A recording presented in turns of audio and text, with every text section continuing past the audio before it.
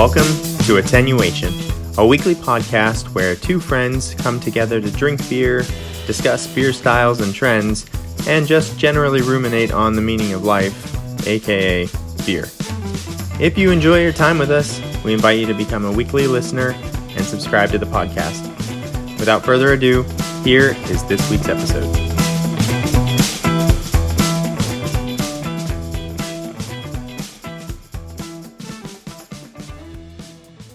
Hello, and welcome to episode 15 of Attenuation, a beer podcast. My name is Jason, and I'm joined by my best friend since 8th grade, Steven. Hello. Nice. Today, we're going to do a deep dive into the Lambic style. Very excited for this one. You know, it's funny because you suggest these deep dives, and then I do a bunch of research, and then I get really excited, and then I get really sad that I don't have a beer. So next time we do a deep dive, we have to decide what it is before I go beer shopping so I can make sure I have one. Yeah, I didn't give you very much heads up on this one. No, so I do not, sadly, I do not have a Lambic, but Steven does. So I'm very jealous because now that I've been reading about Lambics, all I want to do is drink one. Well, our next one will be like deep dive on stouts, and then you'll be like, oh, I have like 10 of those in my fridge. Oh yeah, I'm ready for that episode anytime. We'll do a deep dive on chili stouts. Oh, dude, that sounds perfect. All right, so before we get into the main episode, of course, I alluded to it, but we got to do the best part of the podcast, and that's actually drinking beer. Mm-hmm. So I will introduce mine. So I don't have a Lambic, but I found in my beer fridge, I do have, and this is a little preview for the Lambic style, I do have an open fermented beer. So this beer it's a wild, naturally fermented beer. And this is from Speciation Artisan Ales. And this is Xerophile. So it says it's an open fermented pastry sour. So that was very interesting to me.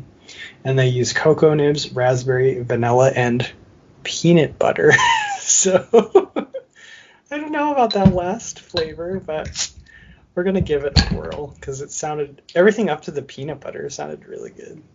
It's really dark, like almost brown red, and the head was very vigorous, and then it immediately dissipated. It's gone already, and there's some very light bubbling at the top there. You've had a speciation before. That's correct. I drank speciation on the show. Yeah, and this is just a new version. Yeah, this is a new version. Oh, yeah, I guess I should have given a little bit more background. So this is another one I actually got from Tavour. So it's exclusively brewed for Tavour. Gotcha. They released some beers just to Tavour. So this is one of the ones. I really like the last one. So when I saw this one pop up, I said, you know what? It sounds weird. I'm going to go for it. So I'll give my nose notes, and then I'll pass it over to Steven to introduce his beer. I'm so impressionable. I want to say I smell peanut butter, but I'm not 100% sure. I definitely smell raspberry and vanilla, and it just has that funky wild ale smell. A little bit like vinegar and a little bit like wine. So I think I'm going to like it. So I'm going to get into the tasting this one, and I'm going to let Steven introduce his. Okay, well, I came prepared today, unlike my co-host. Rude. But I do have Lambic, and we will get into this a little bit more when we start talking about it. But this is a Kriek, so that's spelled Kriek, Kriek, and it just means it's a Lambic that has been aged on cherries. I will caveat that with saying that the one I have, they've gone a little bit commercial. They no longer age it on cherries, they just add cherry juice. Which apparently has made it less sour because the cherries from the region where it's brewed are a very sour cherry, and the cherry juice they use now is not as sour. So it's actually less sour than the original version. Oh, interesting. So that's having a major effect then on the flavor overall. They all have also made it very difficult for me to drink this beer. Why is that? It had a foil wrap, which I took off. They had a bottle cap, which I popped off with my Attenuation podcast monogrammed beer opener. Hey, is that officially licensed swag? Yes. I have not seen this yet. I know. It's This on is the the way. first time I've seen this. It's Oh, on the way. nice. Yeah. I love it. I know. Cool, right? Okay. And then that was my Father's Day gift with some Attenuation podcast swag. Oh, perfect. So Netflix didn't make those for you, like No. to sweeten the deal.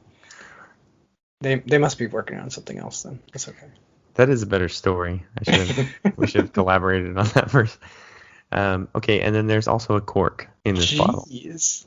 So now you have all the tools required. You didn't know you were going to need a wine opener. Okay, I have successfully bypassed all the obstacles to drinking this beer. I think it just means that beer is going to be really, really good. Because they wanted to make sure it was properly sealed. Yeah, my gosh. So this is a great color. It's a great, like, dark red. Probably looks really dark to you on the computer screen, but when I was pouring it out, like, against the light, you can see the red. But, yeah, it's this really dark red, like a black cherry kind of color. Has a really strong black cherry aroma to it. There's just a little bit of sour funk, like that barnyard funk, wet blanket sort of smell. But yeah, it smells like very sweet cherry cola. I like that smell. Mm-hmm. All right, so you can get into that. I'm ready to give my tasting notes. All right. On Xerophile. So I immediately remembered why I liked the first one. Because, wow, these are sour. It's like just a powerful puckering sour on entrance, quickly followed by there's kind of like this just wave of sweet raspberry that comes in that's not as sour, and then all of a sudden it's sour again. Kind of the sour flavors just kind of like reemerge like during the development, and that's where I get a lot of vanilla. And then on the finish, I'm getting like a touch of like brewer's chocolate, maybe like not sweet, but just that real cocoa, almost like cocoa powder. But I'm just not detecting the peanut butter, so I mean it's maybe there in the finish a little bit, or it's maybe there throughout, kind of balancing the flavors. But I really like it, and it does really taste like a pastry sour, kind of like it's what's advertised. But yeah, I don't know about peanut butter, but I like this for sure. I would drink this again. So thumbs up on Xerophile. So Speciation Artisan Ales is 2-0. 2-0 with me. The sourness, like, funky? So it's not like a super wild tasting sour? No, or? it's not that super wild tasting. It's just, I'm trying to compare it to something. It reminds me of, what was that really sour beer that we had at the beer festival that was like melting the glass? It was super viscous and thick. Oh, the Adroit Theory. Yes. It's like that sour, Steven. And it's that kind of sour. It's not like a funky sour. It's just this powerful puckering sour. Interesting. I didn't do a very good job of introducing my beer. It's from Lindemans, which is a Belgian brewer. We'll get into that a little bit more too. From Vlezenbeek, Belgium. I mentioned it, but they do use a sweet cherry flavor. They also use a little bit of sugar and a little stevia as well to sweeten this beer. So it's a very gimmicky lambic for sure. There's no way stevia is a traditional ingredient. Part of the Reinheitsgebot. Stevia. Stevia. Yeah, they've definitely sort of macro brewed this Belgian beer. Like they've and the problem is, like, Lindemans, you'll see it. You go to Total Wine, you go to Specs or whatever your local liquor store is, a beer store is. You'll see Lindemans. I mean, they're all good. They have a peche and they have all the flavors, and I mean, they're sweet. They're good. They're super easy to drink. I mean, if you're like a cider drinker, you can drink Lindemans all day. So, it's just a matter of being available and being easy to find. Because, as we're going to talk about too, lambics are a little harder to find, but a really cool style. So I'll give some tasting notes on this. Yeah, it's just very sweet black cherry, a very, very effervescent light carbonation, like soda, and it really does actually drink like a cherry cola. It has that sort of cola bitterness in the back of your throat. It's not sour. I mean, I'm sure I could give it to somebody who's never had a sour beer before and they would drink it and think it was sour. But as far as I'm concerned, it's not very sour. Yeah, on the scale of my sour palate, it's barely hitting it. But that's another thing. Like I said, this beer is not as sour as it used to be when they actually aged it on the sour cherries. So it sounds like they just had to. It sounds like when you're brewing at the scale they're brewing of, they had to make some, choices there. So they're just using the syrup and. Yeah, the sour cherries, apparently from the region in Belgium, just became harder and harder to get. So. Gotcha. But it's super sweet. Yeah. Very, very sweet. That's interesting. Maybe the sweetest beer I've ever had. Really? Okay. Yeah. Yeah, it is like juice. And I've had some sweet, crazy smoothie sours and milkshake IPAs and stuff with tons of sugar in them, but this is by far the sweetest and artificially sweet. So, do you like it or do you not like it? I mean, do I like alcoholic juice? Because the way you're describing it, I don't think I would like that beer. I don't know if the cherry would end up being my favorite version. Okay. Because I seem to recall having the Peche, the peach version, and loving it. Again, that was probably when I was into sweeter stuff anyway, though. Right. So I don't know if I would still like it as much. But, again, if you like fruit, if you like cherries especially, I think you would like it. I think you would enjoy this. You like cherries. You like cherries? I mean, it's like sweet cherry juice with a little bit of alcohol in it. All right, I'm going to find one. And the nice thing, too, about these is the wild ale spontaneous fermentation doesn't shine through. I mean, right. There is that little bit of farmhouse funk, but it's not anywhere close to being as harsh as you would have in like a saison or something. Gotcha. Okay. All right. Sounds good then. So 2 thumbs up. Very good. So I'll have to go. This is going to go all the way down. All of it. You look like you're enjoying it, sir. And that's always the sign of a beer that you like is if you drink it all or not. And if you like it, you drink it quickly. I mean, I've definitely become more aware of how sweet things are, especially beer. And I know this is way too sweet. But I do actually have a very sweet tooth. There you go. I have a big sweet tooth, so every once in a while drinking something like this is pretty fun. Yeah, for sure. Well, I'm also drinking a dessert beer, so. Yours sounds funny. I can't believe it's not the peanut butter isn't as strong. I don't think so. I guess with other stuff. I tasted a little bit more, and I'm getting a little bit of wine and vinegar, but I'm still not really detecting the peanut butter, so. I wonder how they use that in the brew process. Yeah, I have no idea. I did go to their website, and it said, it's actually kind of funny. Maybe this is why they gave it to Tavor. It was a failed experiment. It said, sometimes it can be frustrating working with wild yeast. We originally bought this in November, but it never carbonated. So we were forced to painfully dump each bottle one at a time into our blending tank and repackage it. Thankfully, the second time it worked perfectly. Yeah. Wow. So this is really good marketing by Tavor, because they said exclusively we're selling you this beer that they couldn't get to work the first time. Oh my god. No, it's really good though, so I don't want to throw shade at Speciation. I would drink this again, but that's really cool fun. That they made their brew process work. They didn't have to pitch the whole batch. Yeah, they got it. I mean, it's good. I would drink this, so they got it to work the second time, but that sounded like a frustrating process. Sounds horrible. Yeah, imagine pouring these bottles one at a time.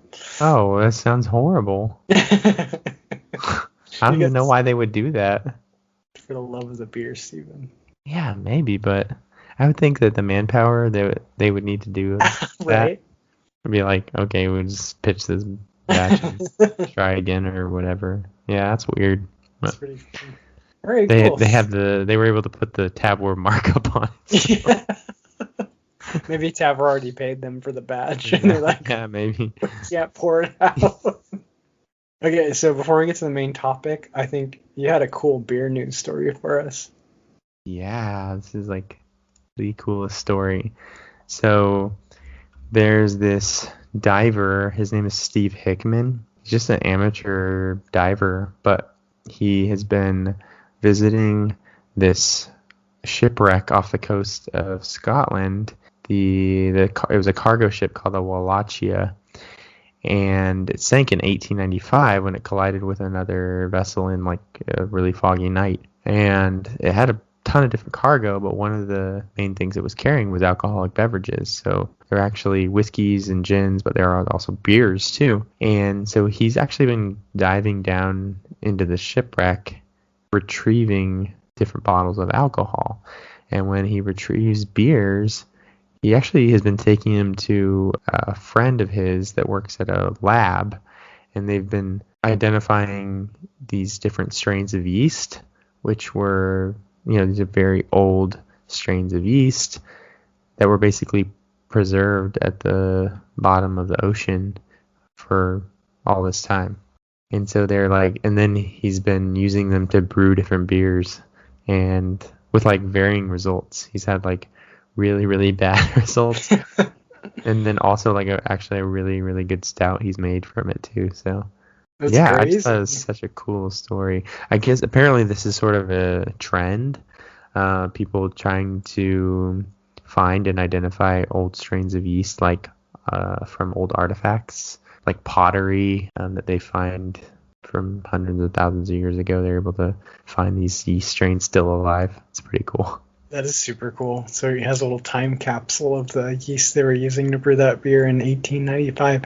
Now, will he sell me that stout? I want to try it. I don't know. I don't know if he's like just home brewing with it or what. Right? Like, come on, man. Share the wealth, right? Yeah, send it over to like Russian River or something and let them make something out of it. That'd be super cool. I could call it time capsule or something. Yeah, I do think they are cataloging these yeast strains. So that's somewhere, but I don't know. Like, I guess if they find good ones that are good for beer, they'll start adding them to the catalog of brewers' yeast. Nice. That's super cool. That is a good story. Yeah. So thank you, Steve Hickman, for finding those old yeast strains. I wonder if any of that whiskey is still good too, because that might be very valuable. Yeah, I think it sounded like it is. Huh, that's crazy. It's still been good, yeah.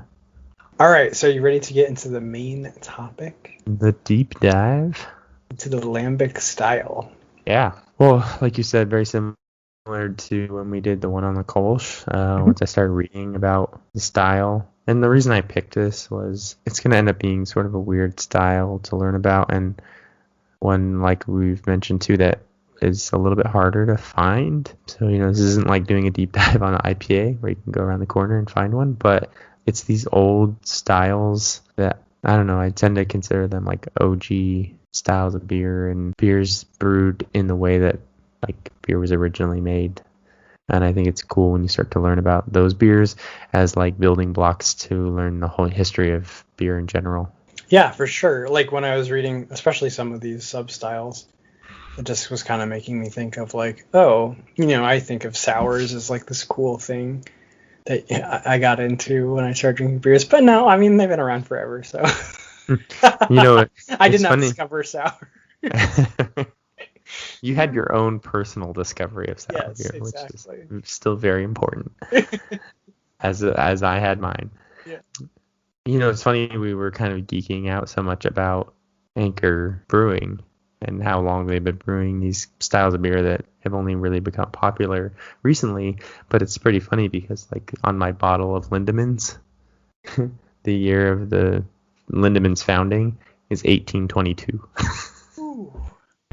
And then that's new, really, in terms of, beer making in Belgium. But it's still crazy that, like, everything in America is so new compared to Europe. It's almost laughable.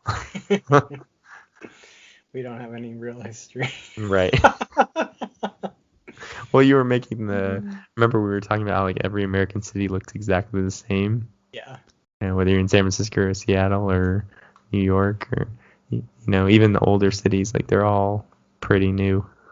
Yeah, I mean everything there. I mean, you They have don't have some of like the old historic buildings, maybe in the downtown. You have a courthouse and a church, but yeah yeah, go to Europe and go to a couple different cities. yeah Not that I've had the pleasure to travel too extensively, but yeah, it's like they have real old buildings. yeah 1,000-year-old castles and stuff. Yeah, and Yeah. then the architectural style just varies greatly between the different countries and cities. Yeah, so Yeah. this is kind of the beer landscape of those old architectural styles.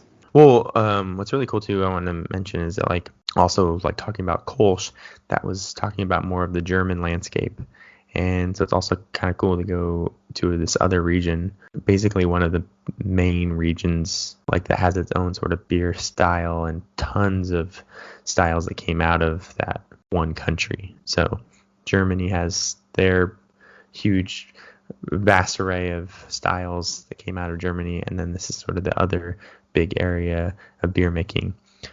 So how do we make a lambic? The Lambic style is a wild fermented style. The grain bill is always 60-40 barley to unmalted wheat. When did we use? Oh, we talked about unmalted wheat in the Belgian wit beer style. And that lends a sort of haze to the beer. It lends some sort of protein and head retention to the beer. But yeah, so it's a 60-40 barley to unmalted wheat grain bill. And then it's a long boil, usually at least 3-hour boil, which is kind of considered a marathon boil. What is like the average time for a boil, maybe? An hour. Okay. Shorter if you're not doing a whole lot of hop additions during the boil. I've had boils as short as about 30 minutes. Oh, okay. 20 to 30 minutes, which ends up being more for just a quick sterilization of the wort. Mm-hmm. And that's it. And that's a little bit what they're doing with the 3-hour boil in a lambic, is that they're doing a lot of hop additions. Okay.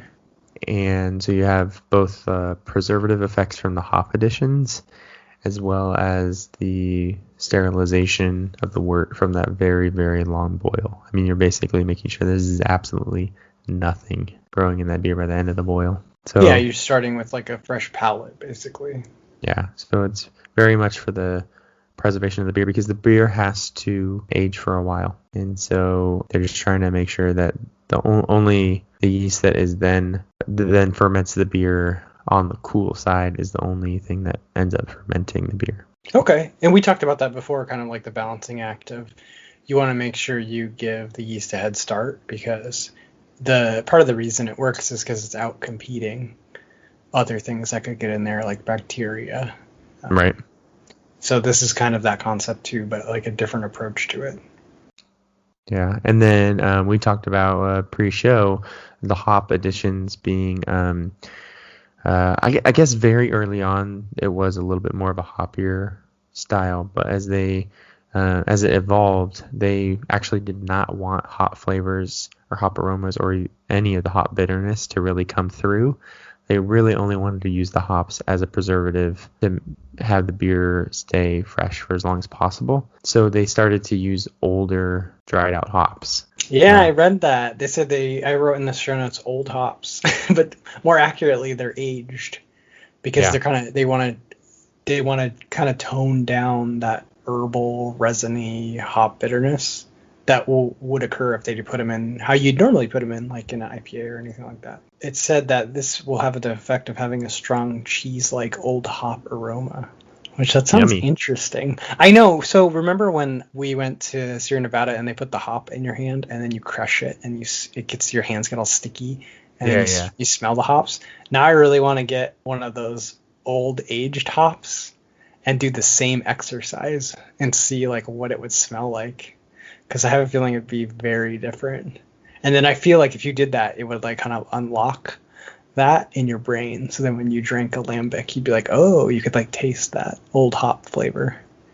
Well, I think if you think about it, it really does make sense because, think of like a wine and cheese pairing or just any sort of fruit and cheese, like a brie, that kind of like soft cheese, old cheese, aged cheese with fruit. Such great combination. And maybe now I'm impressionable here talking about this, but as I drink this more, like, it does seem to have that sort of like fruit and cheese combination. And I think maybe there's a little bit of that barnyard funk, that funky aged cheese notes coming out from underneath, but it makes for a really good pairing. I was going to say, you're being very romantic, not impressionable. Thank you. You're really getting into the style. Okay, so we put the old hops in. Yeah. Now what do we do? Okay, so then the beer needs to be cooled.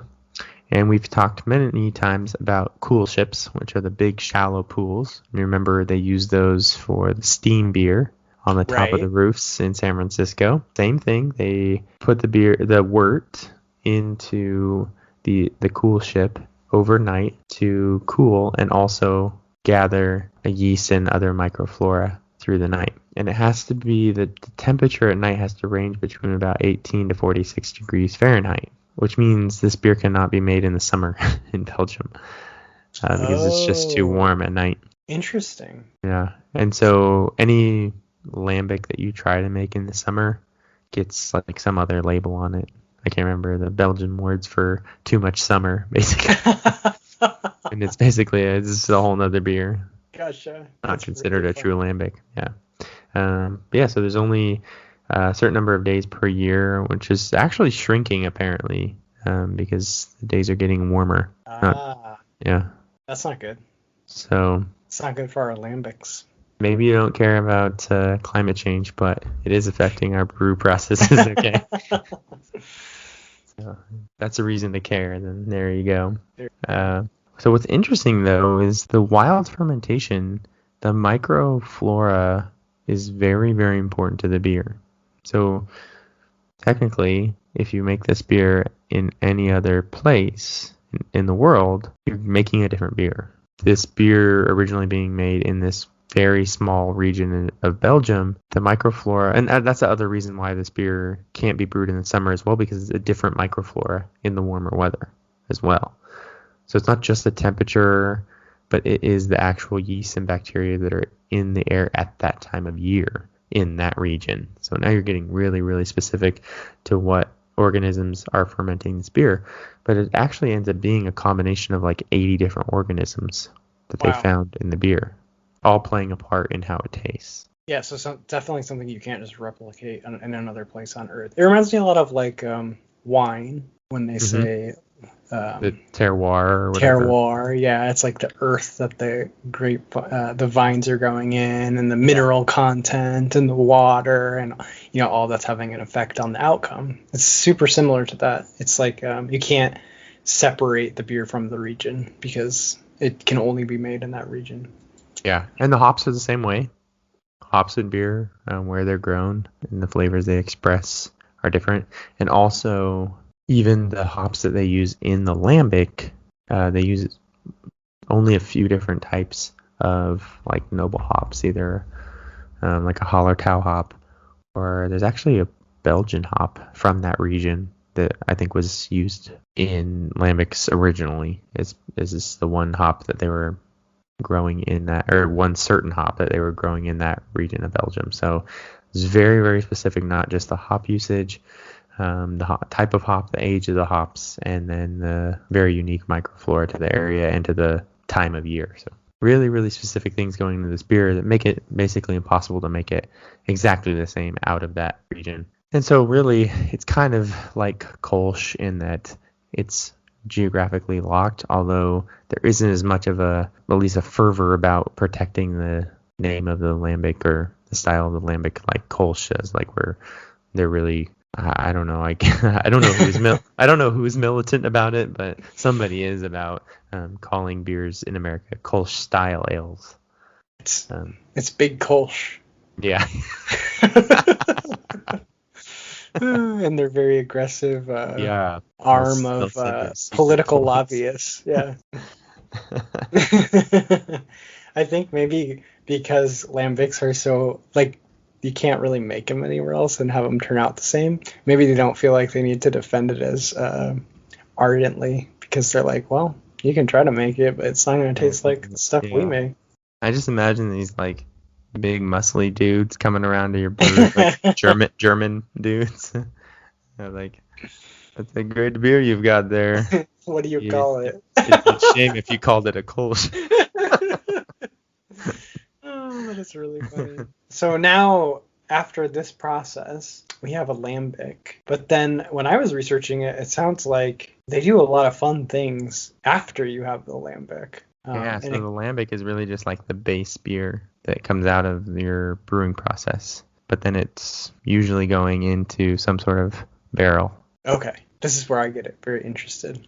When the barrel aging starts. You love barrel aging. And that's also one of the things too, that's another place where it can pick up some organisms as well from the wood of the barrels. Oh, okay. So it's also important what kind of barrels you're using. Yeah, and then like just the reusing of the barrels over and over again as well establishes a microflora inside the barrels that will then make your lambics the same over and over and over again. That's really cool. There's a lot there too. I know like Scotch is another thing I'm really into, and not only they're really particular about what they age things in, but they're really particular about like some things will say like, oh, this is aged in first fill.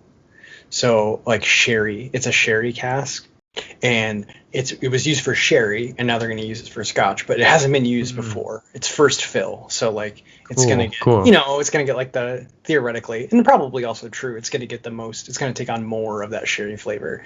Right. And if they use it a second time, it's like, well, it might be reduced. So it's kind of crazy, like how detailed you can get even into like not only what barrel you're going to use, but like what's been in it before. And then this almost sounds like it's the opposite case. It sounds like you'd almost want the old musky barrel because it's got a lot of the cultures going inside. Right, yeah, it's more about the microflora than the flavors coming out of the barrel, yeah. So, and then I was reading about 3 kind of different styles that you can make with the lambic, and one of the ones that was really cool was, I don't know if I'm going to pronounce it correctly. Maybe you should pronounce it. Goose. Okay. And what really caught my interest on this is that now they've aged the lambic, but they actually blend different ages. So they're blending young lambic, which has been aged for about a year, with 2 to 3 year old lambic, and then they bottle it. And then what happens, which is really cool, is the younger lambic isn't fully fermented. So it has fermentable sugars. So when they bottle it together like that, it will trigger re-fermentation. And it was at this point in my research that I was desperately sad that I didn't have a lambic because this is when I got really interested and excited about the style. It's so funny because I've had like, because we're going to cover some of the lambics you can get and some of the ones they make in America that, technically aren't lambics, but they share the same brewing process. I've had them before, but I don't think I've ever appreciated them to the level I should have been appreciating them to. Yeah, so, that's why we do these episodes. Honestly. Yeah, it kind of makes you fall in love with a beer style all over again. And then another style that I did a little bit of research on was Kriek, which is very near and dear to my heart because I love cherry in a beer.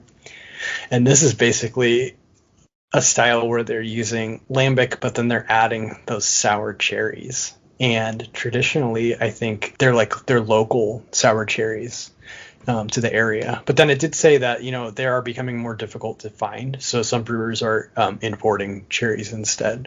So I don't know. And, I don't know how strict it is. Like what kind of using cherry juice or they're just using sugar and stevia. Stevia. Yeah, that's when you've fully given up on the local grown cherries.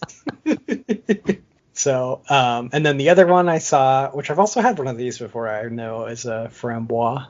Very similar, but instead of using cherries, they're using raspberries. I like a cherry in my beer, but I'll take a raspberry in my beer anytime too.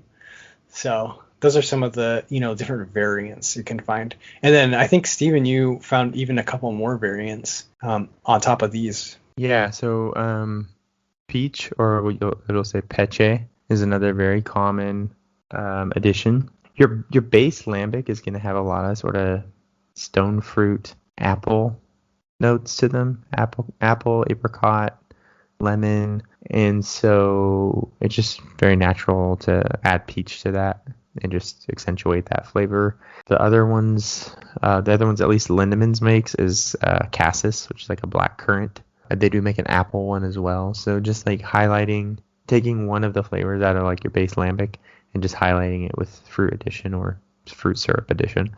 And then there's other two much lesser known versions of the lambic, which are called Faro and Mars. I didn't do a whole lot of reading on these styles just because they're not very common. But essentially, they're sort of watered down lambics. Lambics tend to be about 4 or 5% alcohol. These are like 2, so very low alcohol. And usually, they've taken the mash, so they've taken the grain bill, they've heated it, they get all the sugars, the fermentable sugars, they wash those into the wort, and that's how you start your beer. Well, essentially, they take all that spent grain and they wash it again and then make a beer out of that. So there's a lot less sugar to ferment, which is why you end up with a lower alcohol beer. So it just ends up being a even lighter version of the lambic. Oh, interesting. But yeah, most of these, even all the like Framboise and Kriek and Peche, they all tend to be some sort of blended lambic of different vintages, different years. So that's pretty common throughout, where they're blending the old and the new. And actually, the only time you'll ever see these on tap, on draft, they would be specified old or a new. They don't tend to do blends on draft. It's just because those are bottled and aged. But you'll get like either an old style or new style on tap. Oh, right. Because when they blend them, then they're rebottling them for that bottle conditioning. Huh, fascinating. But it's very uncommon in general to even see them on tap. I was going to say, have you ever seen one of these on tap? No. Yeah. It would probably be in Belgium you would see it. So then I did a little digging, because obviously they do make this style in the U.S. Yeah. So I actually found in an article, it was actually on Hop Culture, it was in a beginner's guide to lambic style, but they said that a co-founder of Jester King, Jeffrey Stuffings, and then owner and blender at Black Project Spontaneous Wild Ales, which I've actually had 2 of. I really like those. Another wild ale, James Howitt. They actually met with a group of Belgian brewers called, and get this, the High Council for Artisanal Lambic Beers. That's big lambic, dude. How do you get on that? They went before the High Council, and basically they said, just a bunch of Belgian monks or what? I don't know, dude. It sounds so cool. Like, where did they meet? It's probably just really boring at like a IHOP or something. Yeah. But I like to believe there was like a moat and a drawbridge and monks and a dragon leading to the IHOP. Yeah. But they actually came out with basically method traditional, and they said go for it, just make it. Like, what's really cool about this style is if you follow the same, you're doing the same thing where you're wild fermenting. Maybe you're using the cold ship. You're using those older aged hops.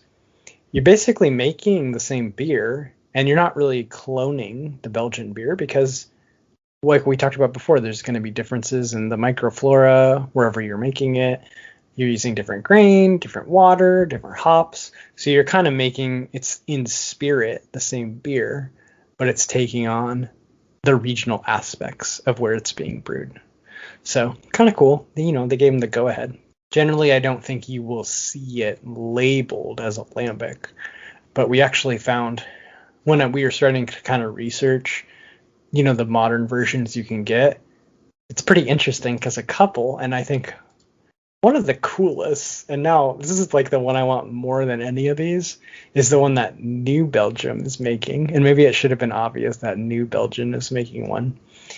But they actually make something called Transatlantic Kriek. And so the reason it's called Transatlantic is because they're getting, so it says it basically begins life in oaken vessels at a 130-year-old lambic brewery in Belgium. So they're getting that. And then they ship it all the way over to the U.S. and then they blend it with their golden sour ale, and then they age it for 3 years.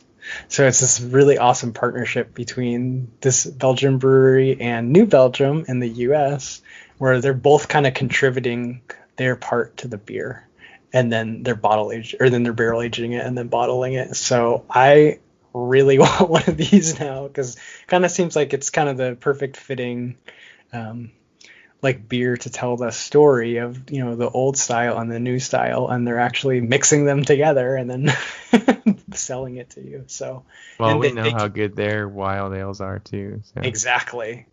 And so they are saying right on there, it does say a cherry lambic sour ale. So they are using the word lambic, but I mean, they're sourcing it. So I think they should be allowed to call it that. So I'll definitely be on the lookout for that. So that used to be a Lips of Faith, which I don't think they use that label. That's right. Yeah. And I had seen it, but I don't think I've ever drank one. I'll have to look at my notes. I think I would have remembered if I drank this one.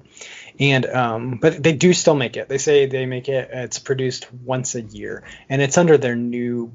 I don't know if this range has a name, but it's basically their fancy beers because there's a cork in it, which is always. My metric for a fancy beer is if it has a cork in it. But although, Steven, I don't know, your beer today had a cork. Yeah, mine had a cork. It had a cork in it and stevia in it. So I think maybe that eradicates my definition of a fancy. Yeah, maybe you just ruined your whole theory. So anyway, that was a really cool discovery. And I'd be surprised if we didn't drink that at the beer festival. I'll bet we did.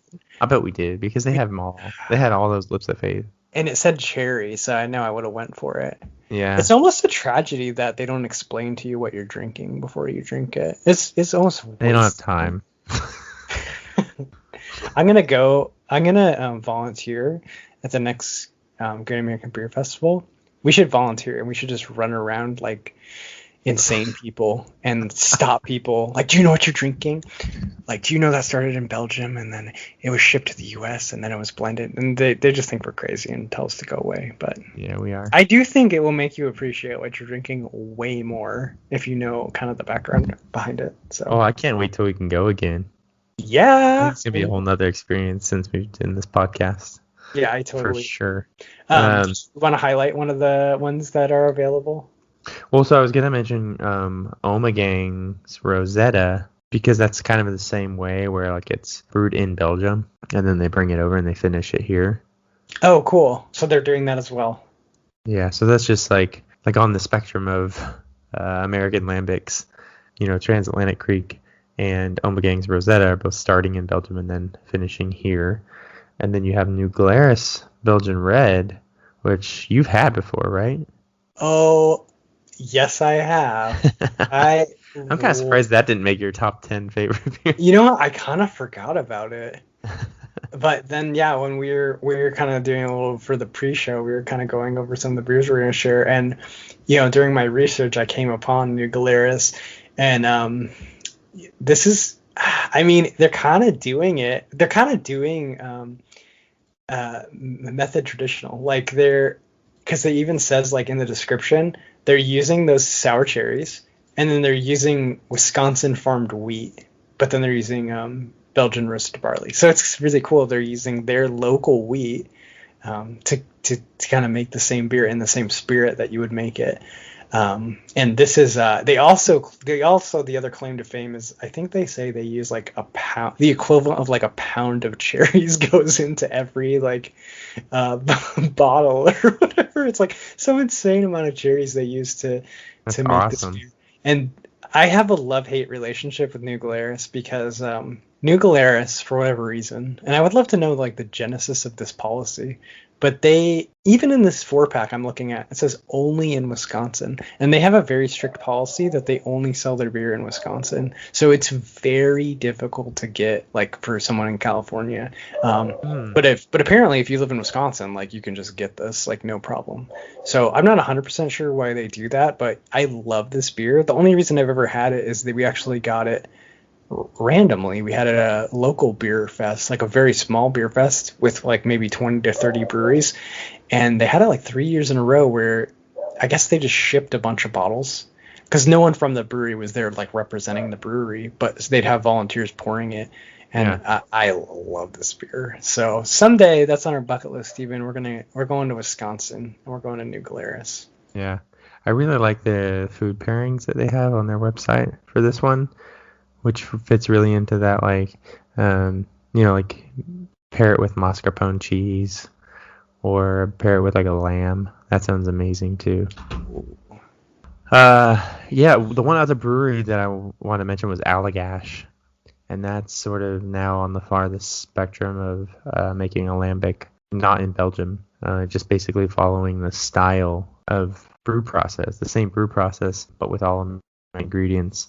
And that's Allagash. So they're in Portland, Maine, and they have a whole series called the Cool Ship series. And it's all a bunch of different lambics aged on different fruits and with different blends and stuff. So that's kind of your American lambic. That's such a great name for that line.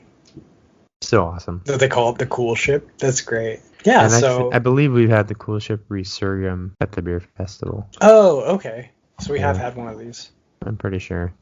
It was wasted on me once again. I know, right? I didn't even know what we're drinking. I know. And then I guess I wanted to mention some of the Belgian brewers that you might see. So, of course, Lindemans, you're going to see that's going to be very easy to find. You may even recognize the bottle when you see it and go, oh, I didn't even know that was a lambic. The other big one is Three Fonteinen. I have actually had one of these beers, of course. Didn't know what I was drinking. They have the big 3 on the bottle, right?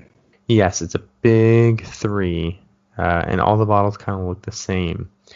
So I was trying to figure out, I was like, what did I even drink when I drank it? What I found is that they basically are just continuously making different blends of their lambic. So they're brewing lambic all the time, and then they just have multiple vintage years, and they're just continually like putting together blends and then selling them as like a new like series, like series 27. This is blend number 27. Oh, okay. Interesting. But that's why that bottle always kind of looks the same, because it's really just like you're getting some sort of blended lambic, which is a goose technically. That's what you're going to get. So just each one's going to have some sort of different flavor profile as they blend different vintages and stuff, but basically they're all just gooses. So the one I had was actually blend 27. It doesn't even say specifically what years they blended. It's just that it's a blend of 3, and maybe that's where the 3 comes in. Maybe they always blend 3 different years or something. I don't know. But okay, that would make sense. Yeah, so those are ones you're gonna see if you look around at some of the more like fancier bottle shops and stuff. And I think even like at Total Wine, I think you could find that for sure. I've never had one of these. I know you've talked about them before, and I have seen them at one of my fancy local bottle shops, but they're always like very expensive. So I never bought one because I was like, dang, this costs a lot of money.